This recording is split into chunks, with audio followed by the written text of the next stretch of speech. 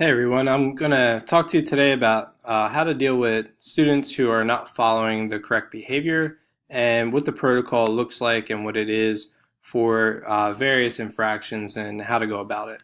So at the top here of this flow chart, you can see all the way down the bottom, but at the top of the flow chart, we have a student not doing the correct behavior.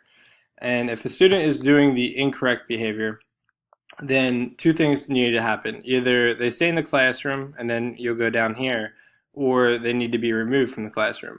For the first example, let's say it's a behavior that the student doesn't need to leave the classroom for yet, but it's something we're going to try to address in our classroom. So if they're staying in the classroom, we can do these things. We can, and it doesn't have to be right away, because sometimes if you call a student out in front of their peers, maybe that goes bad. Maybe it's a side conversation you have later. But at some point you want to have a conversation, and that conversation probably needs to be around the expectations of your classroom, what the student was doing incorrectly, and how they can do better or do the correct behavior. You do sometimes want to redirect that behavior. If it's something like you just need to walk by and tap the desk and just get that student focused. Maybe they're daydreaming, wandering, or maybe it's something like they called out. They had the right answer, but they called out, and that's not your procedure. So maybe you want to redirect that behavior to say, if you can raise your hand, then I'll call on you, that kind of thing. And then when they do the correct behavior, you want to reward it with Bearcat bucks. That's part of our policy system. I would say, especially in the first few weeks of school, you want to constantly be rewarding that positive behavior, and not only for that student, but for other students to see that that is the correct behavior, and when you do the correct behavior, good things happen. Okay, if it's something minor that you still want to document, something they're not leaving the classroom for, but something that you don't want to let go, I would always, first make your own personal documentation. Next, you do need to document it in Educator's Handbook as a minor incident, and then you can put in all the details, and you can also put what the student, give a description to what the student did, all those things. I would also recommend calling home. Try to touch base with a parent, a guardian, or somebody.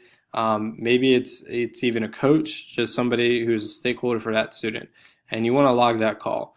And this just shows that you're following up. Maybe you can get a more full story of what's going on.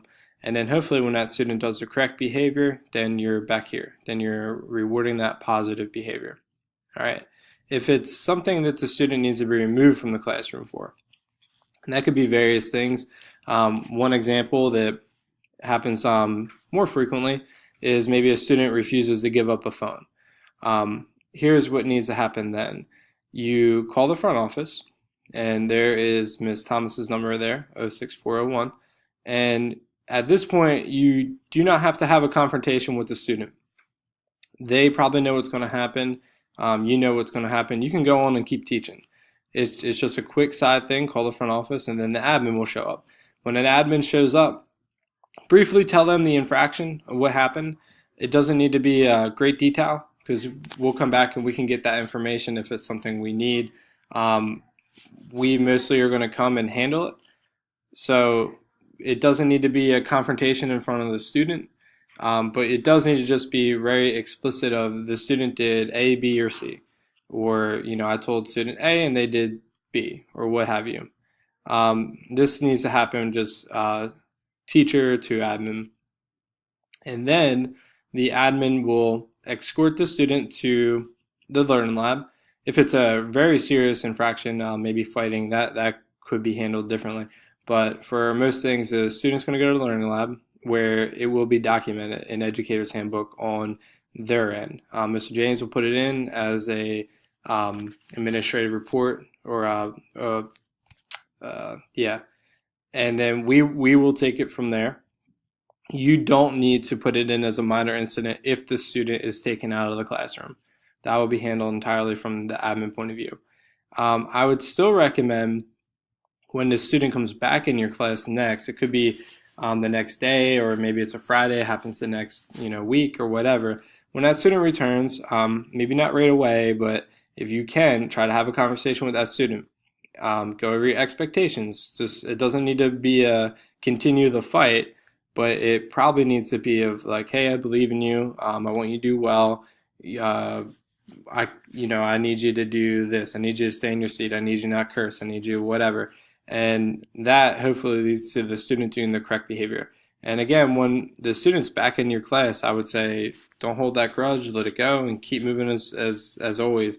But you still probably want to document, um, call home, those kind of things. Just the educator handbook, that happens from the admin point of view if we take them out of the classroom. Um, One last thing, going back up here, if it's something that is egregious, habitually egregious, that is something that you do want to bring to the administrator's attention. Um, Make sure you do have your documentation, your call logs, all those things. But in general, the admin are going to be here to support you, and we really want students to be in the classroom learning. All right, have a great day.